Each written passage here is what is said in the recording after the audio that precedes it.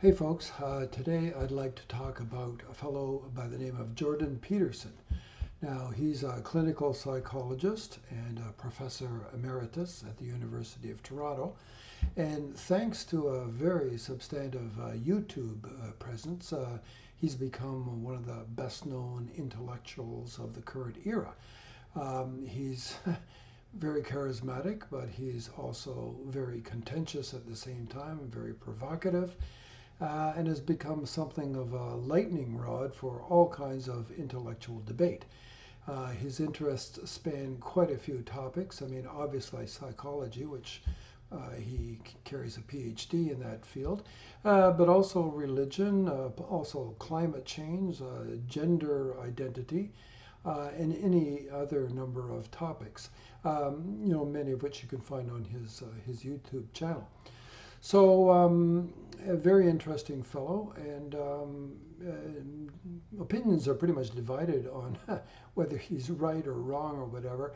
I mean, some publications have referred to him as a kind of a classic British liberal traditionalist. Others think he's something of a fascist. Other people have said that his words are so vacuous that you can use them as a kind of a Rorschach test to attach whatever meaning you want to his words. If nothing else, he's very provocative. But certainly, if you read any of his books and look at any of his YouTube videos, you'll be piqued by the energy with which he dissects so many topics. So today I want to take a look at his chart, and let me switch screens, and we'll have a look at that. So here's Jordan Peterson's official chart. According to the website Astrodienst or astro.com, astrodatabank.com, they give him a birth date of, I think it's 12th of June, 1962 at 2:49 in the morning in Edmonton, Alberta in Canada. So here's what we get for a result. We get the very first degree of Taurus rising. Mercury and Sun in the ascendant. Lord of the ascendant Venus is here in the third house and sits on the Rahu Ketu axis and is in mutual aspect with Saturn, which is the Lord of the 9th and the 10th. Now, right away, you might recognize there are two Dharma Karma Adipati yogas right there, with the ascendant Lord combining first with Lord of the 9th, Saturn, or Lord of the 10th, Saturn, both of which are valid because, the ascendant Lord can function as either a trinal Lord or a Kendra Lord. So you've got a pair of Dharma Karma Adipati yogas there. You have another Dharma Karma Adipati yoga with Sun and Mercury, wherein the Sun is Lord of the 4th, Mercury is Lord of the 5th. In fact, this elevates that yoga to what we call a true Raja yoga, involving lords of the 4th and 5th. So those are all pretty substantive. His career has been largely that of an intellectual and an academician, that pretty much sums it up, an intellectual pundit.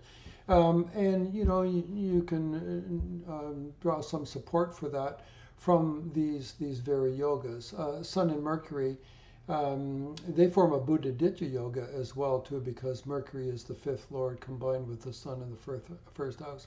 And of course, as I say, that's a Raja yoga as well too, combining lords of the 4th and 5th.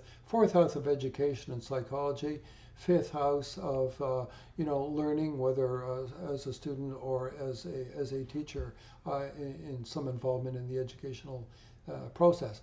And then of course Venus as Lord of the 1st, combining with Lord of the 9th or Lord of the 10th, especially the Lord of the 9th.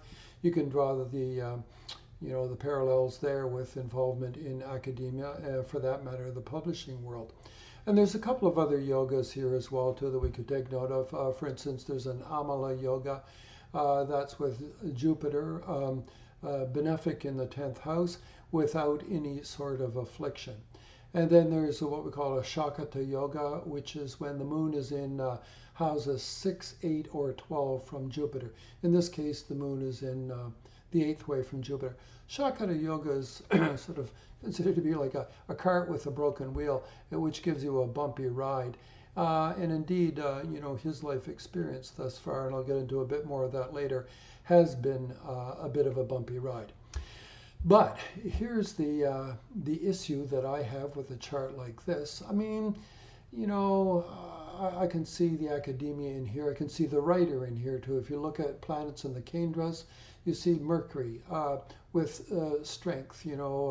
It's retrograde, therefore brighter than usual. It's also got Digbala in the first house, and Jupiter, which is ordinary without any strengths, in the 10th. But these two planets, at least what they have in common is, analytical type individuals, philosophical, communicators and teachers, basically.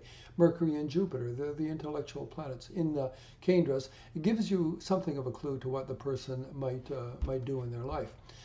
Now, here's the problem. When I see an ascendant that is just barely by a mere 17 minutes of arc into a sign, I grow a little wary, because what if he were born 1 minute earlier? Might this not bump him back to an Aries ascendant? Oh, let's take a look. Subtract 1 minute from his birth time. And this happens too in real life. A child is born, there's a process of the birth and the mechanics of that, and who takes note of that time right at that very moment, or does it happen a few moments later? And sometimes, the actual birth predates, I shouldn't say predates, is in a little bit earlier than the actual recorded birth. If I'm going to tweak a birth time, it's almost always earlier than that which was stated in a birth certificate or a baby book or whatever. Mind you, I'm not in the habit of tweaking birth times that much, but when I see an ascendant literally on the cusp of changing signs, I wonder. So here's what happens. Just 1 minute earlier, tweaking that chart to 2:48 a.m., look what we get. We get late Aries rising, and now suddenly we have Mars in the first house in its own sign, take note. And now Saturn is in its own sign as well. It was in its own sign before, both of them were, but they were in the 9th and 12th houses respectively. Now Saturn is in the 10th, Mars is in the 1st. Now, these are both what we call Pancha Mahapurusha yogas. These are yogas of a great being. Mars in its own sign in one of the Kendras, Saturn in one of its own signs in the Kendras. Mars is in such status is called Aruchika yoga. Saturn in such status is called Sasha yoga. Now, Mars in the first house, is a bit of a warrior, somebody who is willing to, take up combat, to be contentious, to be forthright, abrasive if need be, and then certainly press whatever point he wishes to make. And he does have that reputation. Now, Saturn in the 10th house can be something of a conservative, almost an arch-conservative, you might say, a bit of a social engineer in some respects, and he is that too. He's got a lot of opinions about how children should be raised and how society should be governed, and all kinds of comments. But this rings a bell with me to see both of these malefics in the angles. Yeah, not only those two malefics, but now notice Rahu and Ketu also take their place in the Kendras as well too. And this can indicate somebody who's pretty, hard-edged and abrasive and,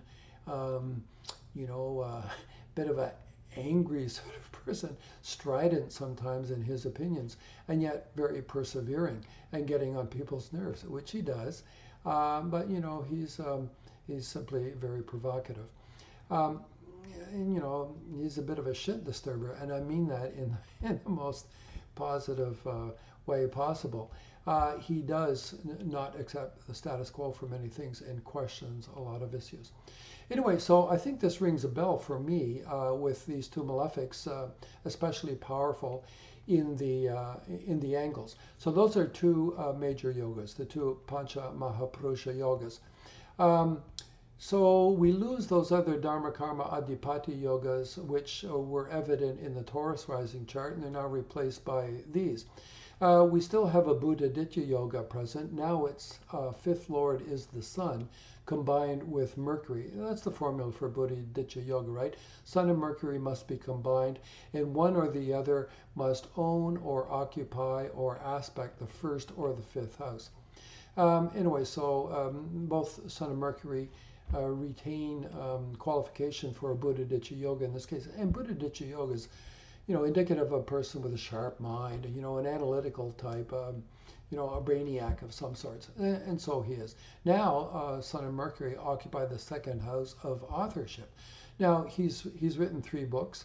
And he, back in 2013, I think he started putting his many University of Toronto lectures up on the web, on his own YouTube channel, and thereby garnered a huge amount of attention. Back to yogas. The Shakata yoga still exists because it's just a relative house placement between Jupiter and the moon. And, in this case, rotate the chart all you want. The moon, as long as it remains in Virgo, which it does for the rest of the day pretty much, well, up until noon, let's say, will still be 8 houses away from Jupiter. And so reflecting that bit of a bumpy ride. But now the moon is in the 6th house, and that can raise some issues around health problems. And he's had his fair share of that, which I'll get into shortly. Now we could argue for the 249 chart because there were something like 6 yogas there. And in this chart, the Aries chart, we only have 4. I mean, there are probably other minor yogas here, but I'm just, picking the low-hanging fruit in terms of major yogas that are recognized by most people. So there's fewer yogas in the Aries chart, but these are very substantive ones, Mars and Saturn in the Kendras in their own signs. This is huge. And I think it fits pretty well with his personality. So, we could go on and look at, a bit more about, how this reflects his life. So I'm going to stick with the Aries ascendant because I think it suits him. And I want to talk a little bit more about what else is going on there. He originally studied political science in his undergraduate degree, and then he switched to psychology. Now, if we look at these 2 Pancha Mahapurush yogas, Mars aspects the 4th house, Saturn aspects the 4th house, and the 4th house, which contains Venus as well, which is the lord of the 7th. The 4th house is a house of either education, well, it could be many different professions, but the 2 that I'm going to cherry pick off the top in terms of those requiring intellectual wherewithal are fields of education and psychology. These are 2 sort of prime occupations for educated people with significant placements in the 4th house. Now, why do I pick on the 4th house? Well, Venus, a Kendra lord, is there in the 4th house. Venus is the lord of the 7th. The 7th always represents significant others. I mean, it can be a spouse, and we'll get to that in due course. But in the context of psychology, for instance, the 7th house represents the client, the patient. If you're a pop star, the 7th house could be your fan base. If you're in a commercial activity, 7th house could be your client base or your customers. But for the reasons of logically thinking, perhaps psychology will be reflected in this chart. That's why I consider the 7th house Lord Venus in the 4th house of psychology, aspected by these 2 extremely powerful planets, Mars and Saturn. So it sort of lends substance to the 4th house in that respect. Later, in his graduate studies, he studied alcoholism in the family and how that was a contributor to violence. So, substance abuse is found in the 2nd house. we nourish ourselves, and nourish is a liberal word in this respect. We nourish ourselves by whatever means through the mouth typically, and that's second house matter. So Venus is the lord of the second house. Venus is in the fourth house, and there it is afflicted by 3 malefics. It sits on the Rahu Ketu axis. That alone can be a sign of substance abuse. It is aspected by powerful Mars, is aspected by a powerful Saturn. I think that indicates a strong theme in his life for substance abuse issues, not so much for himself, but an abiding interest in substance abuse in others. And, you know, he's not subject to substance abuse, but he does have dietary afflictions, and he has been put on significant, you know, drug regimens to address some of his both mental, emotional, and health issues. And that too can be reflected in the chart via the second house, which basically just says, you know, what are you eating or what are you ingesting in order to, you know, either sustain yourself or remedy some sort of situation.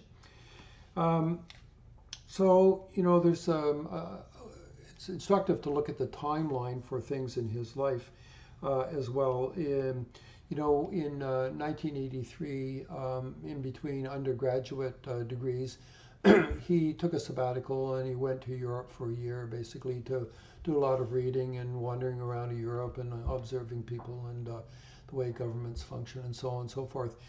This happened during the period of Rahu Venus. Now, Venus is the lord of the seventh house, and the seventh house is one of those houses that indicate travels. Yes, the 12th house is as well, particularly foreign travels, but so is the seventh house, because the seventh house is opposite from the first. The first is the here and now, the present circumstances. The seventh house can represent the other circumstances, the alternative, the option, the other place, the other person. And so in this regard, Venus represents that.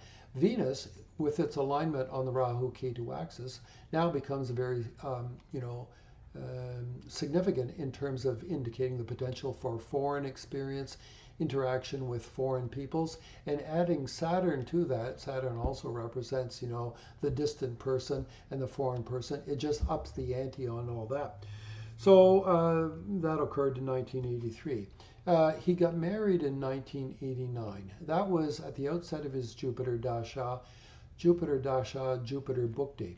Now, if you subscribe to some of the principles of Krishnamurti Padati, that particular you know, aspect of Vedic astrology, one of the key principles of Dasha Bhukti analysis says that during the period of a Dasha or Bhukti Lord, that Lord will also give results for its nakshatra dispositor. So Jupiter is in a nakshatra of Rahu, and that Rahu is with Venus, and Venus is the seventh Lord of significant others, of marriage, of partnership. So that's how we can get to that. You know, incidentally, Jupiter also aspects the seventh house as well, but primarily it's because Jupiter is in a nakshatra of Rahu, and Rahu is associated with Venus, the lord of the seventh. That can give marriage. He got his PhD in 1991, during which time he was running Jupiter-Saturn. So Jupiter is the lord of the ninth house of academia, higher studies. Saturn is lord of 10th and 11th, but it aspects the fourth house, which is another one of those bhavas or houses for formal education. And of course, it's very elevated status as well too. Saturn is very strong. It's retrograde, therefore bright at birth, and it's also in its own sign. For a number of years, he worked on the faculty at Harvard between 1993 and 1998, where he taught students primarily on the subject of his PhD thesis, which was that of alcoholism in the family and how it contributed to domestic violence. Well, I already talked about substance abuse as an issue, which we can see through the second house. Venus the Lord on the Rahu Ketu axis, afflicted by both Mars and Saturn. As for violence, well, take a look at Mars, which in this chart aspects Venus, the Lord of the second of family, or the Lord of the seventh for others. And so you get this theme of violence. Not that it's played out, personally in his life, but that professionally this is, a factor. He published his first book in Jupiter Venus. So, sometimes the Dasha and Bhukti lords just simply give directly results for things that they themselves own. So in this case, Jupiter owns the 9th and the 12th houses, but specifically let's focus on the 9th because that is the house of mass media or publications. Meanwhile, Venus Bhukti Lord owns the second house, and the second house is one of the houses for authorship. Basically, we write about what we know, or we'll use this term, that writer has a lot to say. Well, he's not actually saying, he's talking. He's not actually talking, he's writing. But that arises from what the person knows, and people with authority in the subject that they command are well, equipped to speak or write extensively about some topic of which they have a good knowledge. And so Venus is an indicator of that. Second house, which is it's education, it's knowledge, it's substance, intellectual knowledge becomes a kind of a currency which we can, use to succeed in our employment. So in 2013 is when he started uploading his many University of Toronto lectures onto YouTube. And at that time started to gain quite a substantive audience. So, and this is where other people come in, where he basically is effectively approaching the public at large. Now, again, as I said, for a pop star or any kind of a pundit or anybody with name and fame to build, the seventh house represents the fan base or the significant others, the crowd upon whose shoulders you stand, in effect. So take note here. So this was in Saturn Venus. Saturn is one of the Pancha Mahapurusha yogas. It can give, substantive effect during its dashas or bhuktis. Here, Saturn aspects Venus and simultaneously aspects the seventh house. So Venus is the seventh lord, which Saturn aspects, and Saturn also aspects the seventh house. So that's why in Saturn Venus, his profile in the public eye grew by leaps and bounds thanks to very extensive viewership. I've forgotten the numbers now, but they're quite huge for someone of an intellectual stripe as he is. So then in 2016 he suffered an autoimmune affliction, a reaction to food, and he had to go on a very severe diet. He was prescribed a clonazepam, which is used in part to treat a severe depression that he was going through at the time. I don't think it had anything directly to do with his dietary intake. But after this crisis, an autoimmune crisis, he went on a severely restricted diet, guided in part by the advice of his daughter, who's something of a naturopath. He was reduced to eating simply beef and a few vegetables. And eventually he eliminated vegetables entirely. It's a rather strange diet. But an extremely Spartan in that respect, and take note of Saturn again, both weird and Spartan, right? And let's reflect again on Venus, the Lord of the second house, as being an indicator of food intake. It's on the Rahu Ketu axis. That's odd. That opens up the possibility for pharmaceutical interventions, of course. And Saturn's aspect on Venus can be highly restrictive, as he was reduced to beef and vegetables, and eventually just beef. It almost sounds like a menu for Inuit, people who inhabit the area, the polar regions, where there are literally no vegetables available. Now, From that point on, he began to manifest, problems, both, mental, emotional problems in the form of recurring depression, severe depression, and also significant health issues. So at this juncture, it's worthwhile just taking a sidebar discussion into the topic of the manas, which is a fourth house domain. Now, in Vedic psychology, the manas is that part of the brain that is sort of, without being pejorative, it's sort of an animalistic part of the brain. It's the instinctive part of the human brain that registers sense perceptions and thereafter develops likes and dislikes. But back on the level of the instinctive mind, it governs, the autonomic nervous system and the glandular system and all that, the functioning of organs and glands. And it's very important to the ongoing proper functioning of our body. So the indicators or significators for the manas are the fourth house itself, the fourth lord, and the karaka for that is the moon. So let's examine all these. Now, what's problematic is when you get the fourth house or the lord or the moon in some sort of compromised state, whether they're heavily afflicted, especially by Saturn or Rahu, which are considered to be very destabilizing, whether they occupy Saturn signs or Rahu nakshatras, whether the occupants of the fourth house are weak, or the Lord is weak, or the moon itself is weak. So let's walk through this. So we look in the fourth house. What do we see? Well, Venus, that's okay. Venus gets digbala in the fourth house, although it is also in a condition of what we call sandhi, which is in the very first degree or last degree of any sign, which is a somewhat vulnerable or unstable position for it. And then couple that with the fact that indeed Saturn aspects the fourth house and the fourth house occupant Venus. Rahu is also there to destabilize the fourth house.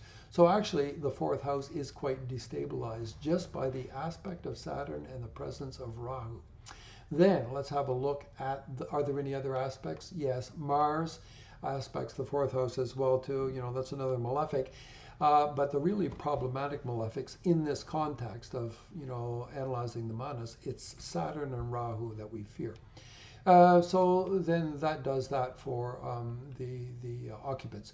Are there any other aspects? No, nothing else. What about the Lord of the fourth? Lord of the fourth is the moon. The moon has gone to the sixth house. Now the moon is not dark, but the moon is in the sixth house, what we call a Dushtana or Trikishtana, so-called evil house. The moon's relatively bright, that's okay. The moon is in its own nakshatra, that's fine as well too. And nothing here influencing the fourth house is in a Saturn or Rahu nakshatra. Okay, so we're done with that. But there is significant destabilization just because of Saturn and Rahu's influence upon the fourth house and the fact that the fourth lord has gone to the sixth house. And that's it. So then the manas is somewhat destabilized, and that can provoke weakness, susceptibility, vulnerability, instability in a mental, emotional context, or also in a health-related context. So, okay, leaving that aside and coming back to the timeline in his life, in 2018 he published his second book, 12 Rules for Life, An Antidote to Chaos. I happen to have that book, which I just stumbled onto really just a month ago, and it kind of provoked my interest in Jordan Peterson. And I urge anybody to read it. I find it, the ideas are very accessible, not so much provocative as actually being very sound and rational and very well organized. And he's an excellent writer too, I might add. But when did this book come out? In 2018.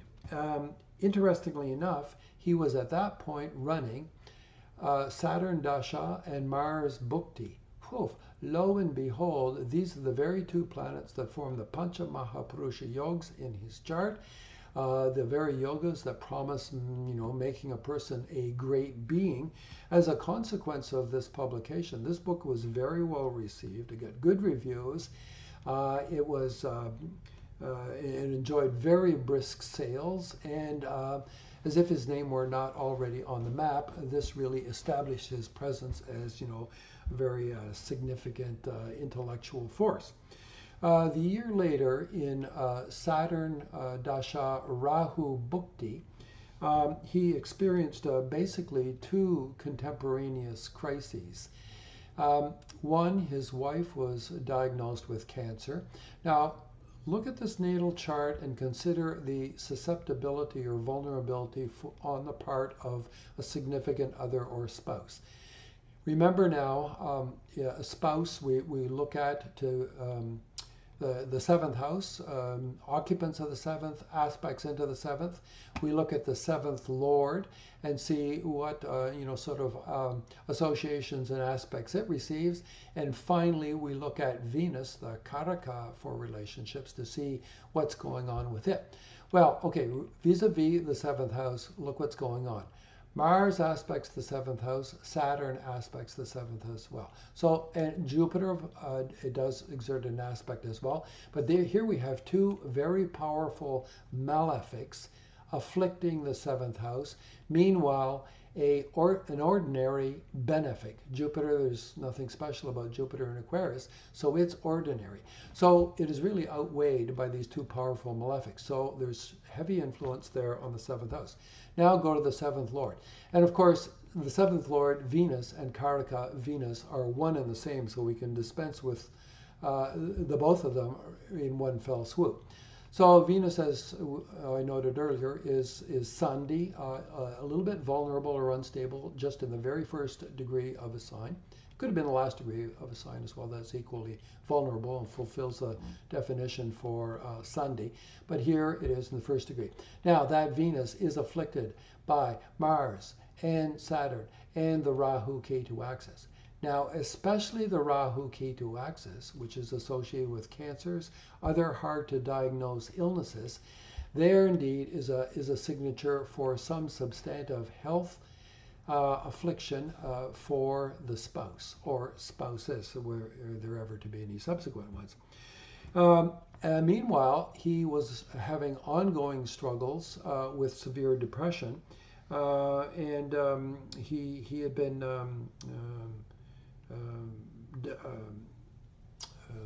prescribed benzodiazepine for severe depression, and was now trying to withdraw from that or reduce his intake, and he was suffering severe side effects as a consequence of that. Now I'll go back to the second house again, which is indicative of substance abuse. That sounds pejorative. It's not his fault.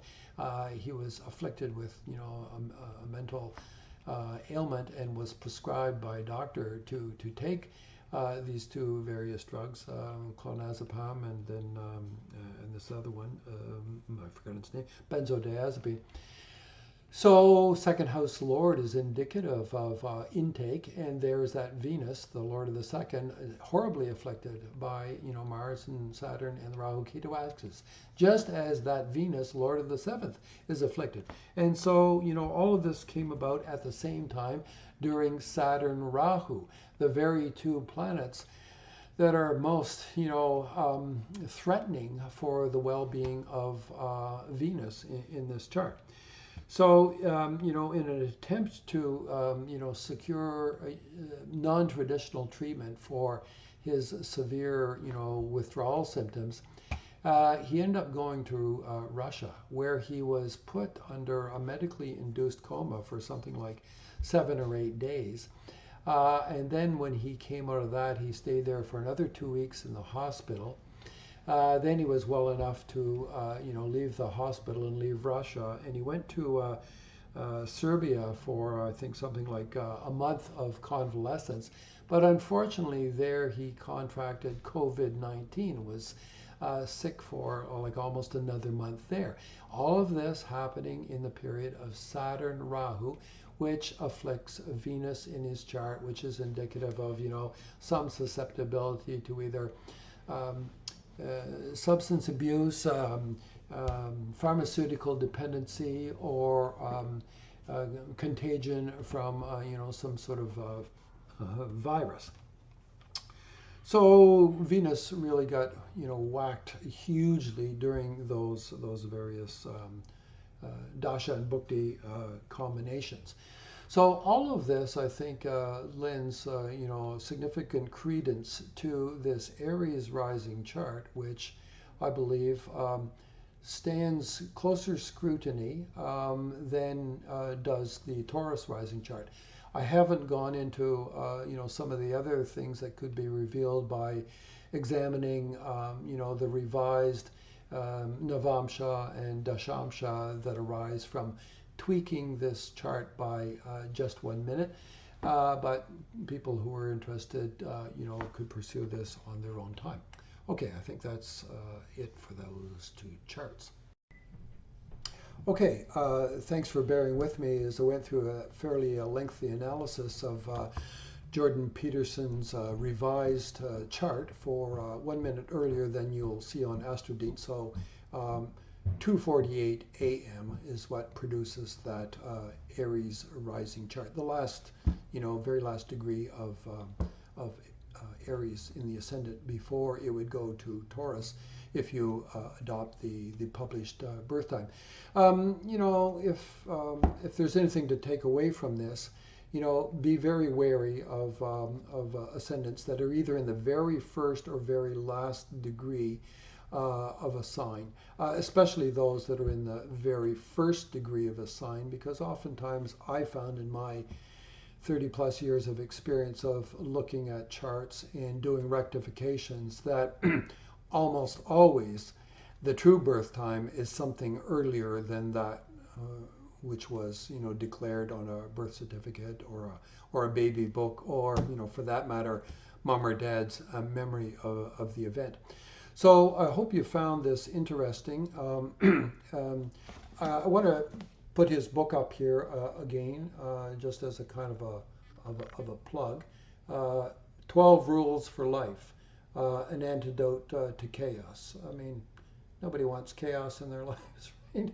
I found this quite a good book, very well written, and the 12 rules are all quite sensible as well too. I think there's a lot here for people, whether it's individuals or parents or people who are concerned with the way society is managed in current times.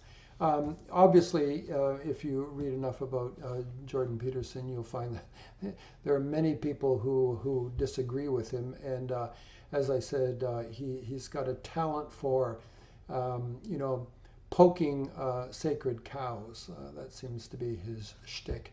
But still, we can't ignore his breadth of interest and his very cogent arguments.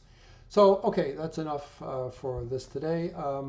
Please subscribe to my channel. You can also read an article on Jordan Peterson, perhaps with a little bit different detail on my website, www.navamsha.com. Okay, that's it for now. Thanks for hanging in. Bye.